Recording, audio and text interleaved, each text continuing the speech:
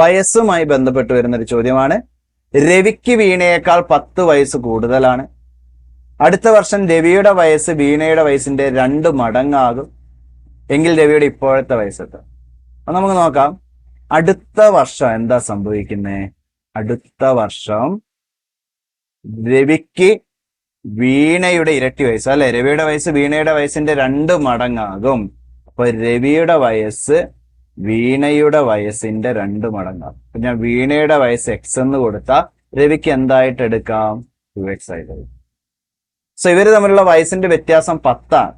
അപ്പൊ നമുക്ക് ഈ 2x എക്സും വ്യത്യാസം x equal to 2x minus x 10 എന്ന് എഴുതാം അല്ലെ? എക്സ് ഈക്വൽ ടു എത്രയാണ്? 10. അതിൽ നിന്ന് തന്നെ അടുത്ത വർഷത്തെ രവിയുടെ വയസ്സായ 2x എന്നുള്ളത് 20 ആണെന്നും വീണയുടെ വയസ്സ് 10 ആണെന്നും കിട്ടി.